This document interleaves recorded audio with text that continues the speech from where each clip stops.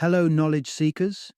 In this episode of 20-Minute Books, we delve into Better Than Before by Gretchen Rubin, a book that arms you with impactful strategies for crafting and sustaining positive habits while dispensing with those that detract from your well-being. Authored by the New York Times best-selling author of The Happiness Project, a book that transcended language barriers with over 30 translations, sparking a global quest for happiness, Rubin brings her insightful, tried and tested wisdom back to the fore with Better Than Before. This episode is perfect for anyone eager to embrace beneficial habits or those looking to break free from the cycles of unproductive ones. Join us as we explore how Rubin's practical advice and personal anecdotes make habit formation an attainable goal, promising a transformative journey towards a better, healthier you.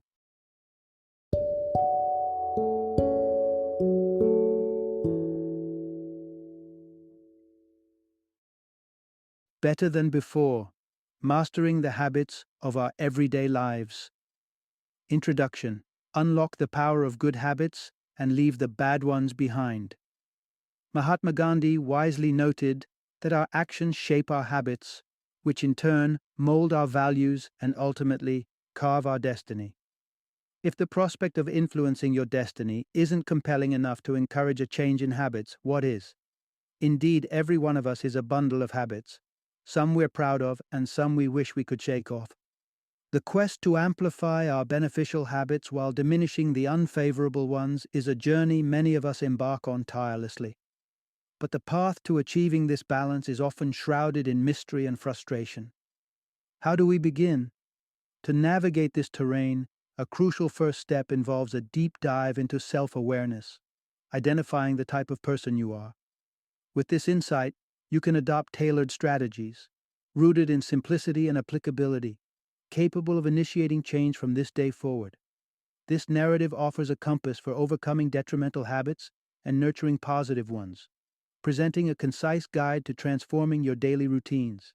In the journey through this discussion, you will discover intriguing insights such as the intriguing case of a Swedish musical staircase that encouraged people to opt for the stairs over the elevator, the peculiar reason why some men tend to put on weight following a divorce, a fascinating anecdote about burglars who stumbled upon chocolate inside a millionaire's safe. Each of these instances serves as a puzzle piece in understanding the complex nature of our habits and the multifaceted approaches required to reshape them. Through exploring these diverse scenarios, this guide aims to equip you with the knowledge and strategies needed to bid farewell to your bad habits and warmly embrace the good ones, setting the stage for a life where your desired values and destiny align. Part 1. Master your habits by understanding yourself. A timeless piece of wisdom from Aristotle, know thyself, holds the secret to conquering our habits. In the quest to shed the unwanted and cultivate the beneficial, the journey begins with a profound understanding of oneself. Everyone fits into one of 4 distinct personality types, each with its unique approach to handling expectations and habits. If you are an upholder, commitment and consistency are your hallmarks. Upholders meet both internal and external expectations without falter, relentlessly ticking off tasks from their to-do lists. Yet, without explicit expectations or rules, they may find themselves at a loss, procrastinating in the absence of clear direction. Imagine an upholder in the gym. If it's scheduled, they're going, no matter the obstacles. But if it's not on the calendar, they'll likely pass, even on a perfect day for exercise. Then there are the questioners, the inquisitive souls who scrutinize every expectation. They need reasons and will only follow through if something makes logical sense to them. This trait makes initiating new habits a slow process, as they seek assurance and proof before committing. For a questioner pondering a gym habit, the turning point might come from apps or data showing tangible benefits like weight loss, pushing them towards consistent exercise. Obligers thrive on external expectations but struggle to meet their self-imposed goals. If you're an obliger wanting to frequent the gym more, partnering with an exercise buddy could be your golden ticket. This companion will provide the external pressure needed to transform intention into action. Lastly, rebels resist expectations of all kinds, valuing authenticity and freedom above all. For rebels, the traditional advice to schedule or plan might backfire. Instead, embracing spontaneity and framing gym visits as a choice fueled by desire rather than obligation aligns more closely with their disposition. Identifying your personality type is not just an exercise in self awareness, it's a strategic move towards habit mastery. Understanding whether you're an upholder, questioner, obliger, or rebel illuminates the path to forming and maintaining the habits that will lead to your ideal self. Who are you in this spectrum? Unraveling this mystery is your first step towards a life enriched by good habits. Part 2. Streamline your good habits with a calendar and tracking. Imagine standing in a restaurant, scanning through a mouth-watering menu, unable to decide because everything looks incredibly tempting. This scenario illustrates a simple yet profound truth. Decision-making is inherently challenging for us. And when it comes to forming new habits, such as incorporating a gym routine into our daily lives, the complexity of decision-making can be a significant hindrance. To counteract this, a proactive approach involves removing the need for decision-making from the process. If you find yourself debating daily whether to head to the gym, chances are motivation will wane and the couch will win. The solution? Embrace a set and forget strategy. Schedule your workouts in your calendar for the upcoming months. This way, the decision is made for you. All you need to do is adhere to the schedule, simplifying the commitment to your new habit. But how do we ensure that this and other new habits stick? Monitoring your behavior is a powerful strategy for habit formation. Take dieting, for example. With a staggering 70% of Americans being overweight in 2010, a leading contributor to prevalent health issues like cancer and diabetes, it's clear why adopting healthier eating patterns is a common goal. One of the most effective tools at your disposal is a food journal. Logging everything you eat not only combats our poor judgment in estimating consumption, but also challenges our tendency to consume single units, regardless of portion size. By keeping track, you gain a clearer perspective of your actual intake, which is instrumental in managing your dietary habits more effectively. For those looking to ramp up their physical activity, a pedometer serves as a practical gadget. By counting your steps, it offers tangible data on how much, or how little, you move daily. With studies showing the average American only takes about 5,117 steps per day, half of what's recommended for maintaining health, a pedometer can motivate you to increase your daily step count, pushing you towards a more active lifestyle. In essence, the combination of preemptive scheduling and diligent monitoring equips you with a robust framework to foster and sustain good habits. By minimizing the need for daily decision-making and keeping a close watch on your progress, you pave the way for a smoother transition into healthier, more consistent routines. Part 3. Embrace life's chapters to forge new habits. Have you ever set your sights on breaking a stubborn habit, such as biting your nails, only to find yourself falling back into old patterns? It's a common struggle. Our daily routines and habits are deeply embedded in our lives, making significant changes challenging. However, there's a silver lining. Life's pivotal moments, moving to a new city, embarking on a new career, falling in love, or even experiencing the end of a relationship, present unique opportunities to rewrite our habit scripts. These changes disrupt our normal routines, creating a perfect setting for introducing new and improved habits. A compelling study highlighted how relocating played a significant role in dietary changes. An impressive 36% of individuals who successfully transformed their diet had recently moved. Similarly, another study shed light on students aspiring to exercise more or cut down on television time. Those who had just started at a new university found it considerably easier to adopt these healthier habits. Marriage and divorce also play a significant role in altering our habits, especially concerning diet and exercise. For instance, it's observed that men often gain weight after a divorce, while women are more prone to weight gain after marriage. So, what makes these transitional periods so conducive to habit change? New beginnings offer a refreshed outlook on life, making it easier to establish new routines and alter existing ones.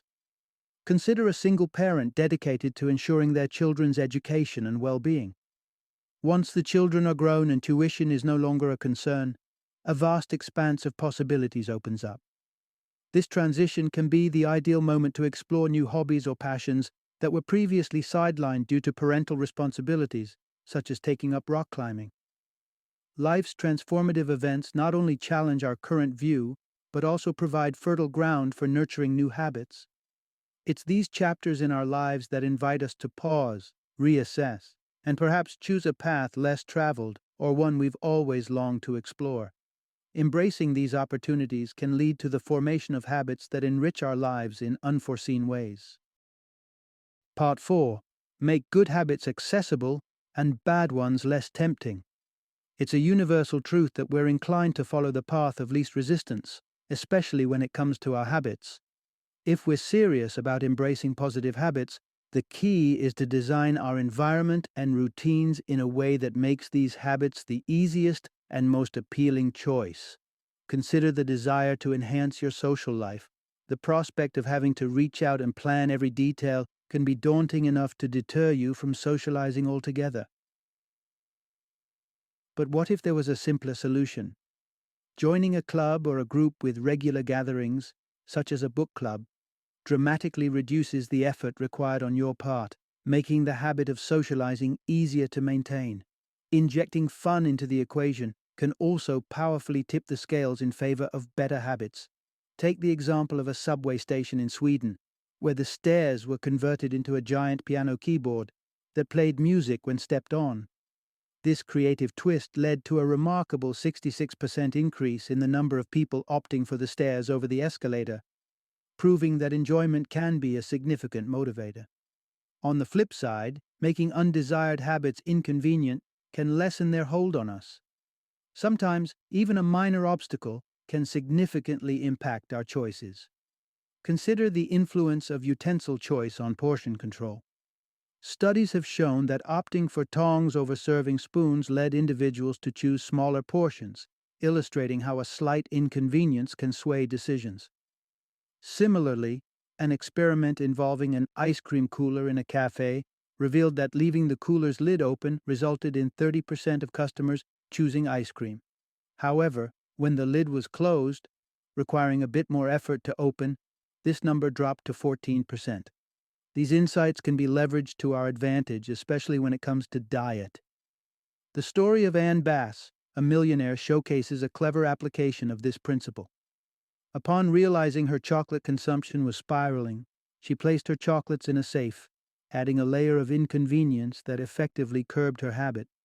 By strategically making beneficial habits more accessible and undesirable ones harder to indulge in, we can gently steer our daily choices towards outcomes that positively shape our lives. This approach doesn't rely on willpower alone, but on designing our environments in a way that naturally encourages the habits we want to cultivate. Part 5. Building a fortress against temptation and excuses. The battle against temptation is a constant endeavor for many of us, consuming a significant portion of our daily lives. It turns out, our triumphs and failures in cultivating good habits or discarding deleterious ones are intricately linked to our prowess in resisting these siren calls. But how can we fortify ourselves against these constant temptations? The first line of defense involves anticipating and limiting our exposure to temptation, a crucial step in habit reformation. The wisdom of the saying, out of sight, out of mind, is profound in its simplicity and effectiveness. For example, Jacob Tomsky, a hospitality expert, notes that individuals combating alcohol dependency often request the removal of all alcohol from their hotel room minibars to avoid temptation. The timeless tale of Odysseus and the sirens from Homer's Odyssey also illustrates an ingenious method of temptation resistance. Forewarned about the sirens' enthralling song, Odysseus protects his crew by filling their ears with wax, ensuring they are immune to the perilous enticement.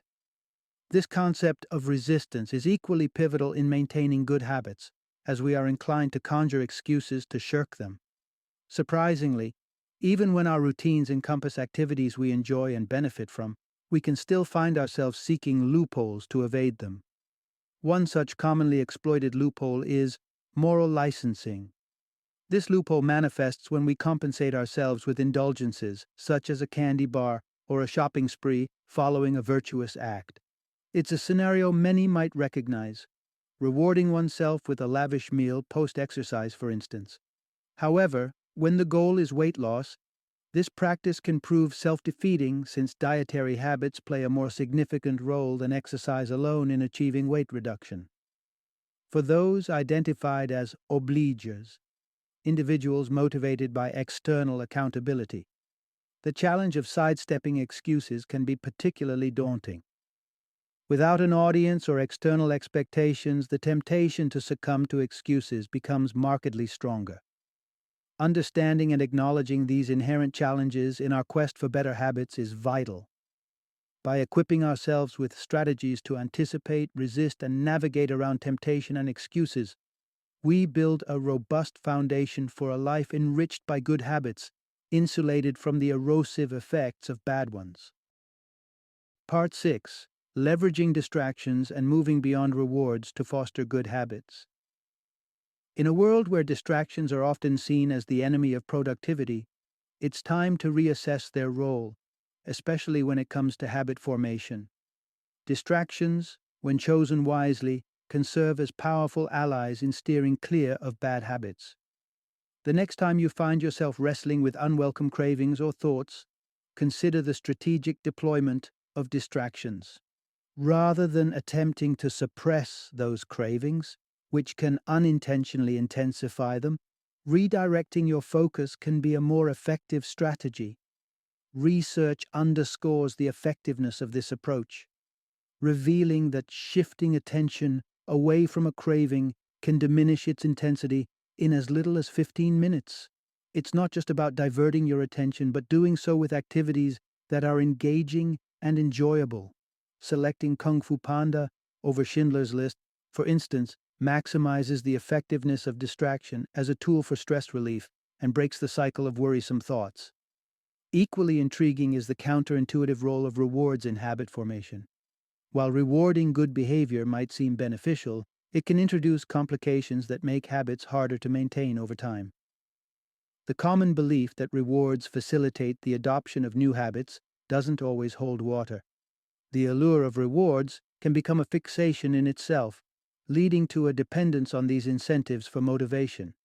When the rewards cease, the motivation can dwindle, prompting the question, without the reward, what's the incentive for continued adherence to the habit? Evidence of this phenomenon is observed in studies involving children and rewards. In one particular study, children were given magic markers to play with. Those promised a reward for using the markers showed decreased interest in the activity afterward, contrasting with their non-rewarded counterparts who continued to engage with the markers with undiminished enthusiasm. This suggests that intrinsic motivation, engaging in an activity for its own sake rather than for an external reward, may be a more sustainable driver for habit formation. Shifting our focus towards distractions that bring us joy and re-evaluating the role of rewards offers a fresh perspective on how to cultivate positive habits effectively, ensuring they are built on a foundation of genuine interest and self-motivation. Part 7. Combine enjoyable and challenging habits, and don't shy away from occasional treats. While rewards may not always be the most effective way to maintain good habits, we have at our disposal alternative strategies that can offer significant help. One such strategy is known as pairing. Pairing involves linking two activities together, one that brings you joy and another you wish to do more of but find challenging. By making these activities interdependent, you enhance your ability to stay consistent with your good habits. Consider a scenario where your goals include both increasing the amount of running you do and reading more books. A practical application of pairing could be to allow yourself to listen to audiobooks exclusively while running. Thus, your eagerness to discover what happens next in your book propels you to lace up those running shoes. Another example could be integrating medication intake with your morning coffee ritual. Placing your medication next to your coffee machine and having coffee only after taking your medicine is an excellent way to ensure you never forget your meds, provided that breaking the coffee habit isn't on your agenda. Shifting focus to treats, it's imperative to recognize the importance of self-care in the journey towards forming new habits, such as exercising more, eating better, or quitting smoking. Treating yourself occasionally plays a crucial role in this process by offering a morale boost without the expectation of a prize for your efforts. The concept of treats is distinct from rewards in that treats aren't earned. They are spontaneous acts of self-kindness. Whether it's taking a brief walk in the sunshine or enjoying the scent of a fragrant flower, treats are about giving yourself something delightful for no reason other than you deserve it. In sum, by creatively linking habits you want to cultivate with tasks you already enjoy, and by allowing yourself the occasional treat, you can navigate the path of habit formation with a little more ease and enjoyment. These strategies not only make the process more palatable, but also reinforce a positive and sustainable approach to personal growth. Final summary. Cultivating good habits and distancing yourself from the undesirable ones doesn't have to be a daunting challenge. By embracing a handful of straightforward strategies, you can significantly enhance your journey towards a life enriched with positive routines. Start by leveraging distractions to divert attention from temptations, embracing treats as spontaneous acts of kindness to yourself rather than relying on rewards, understanding your unique personality to tailor habits accordingly, and, importantly, making the pursuit of good habits as effortless as possible. Armed with these tactics, you're well equipped to tread the path towards creating and maintaining habits that uplift and transform your daily life.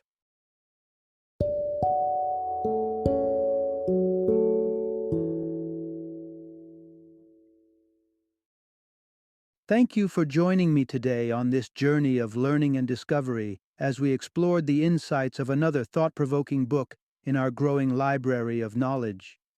If you've enjoyed our time together, please take a moment to follow our podcast, give us a 5-star rating, and share 20-minute books with other knowledge seekers. Your support truly means a lot. Don't forget to join me again in the next episode, where we will delve into another enriching book. Until then, happy reading and happy listening.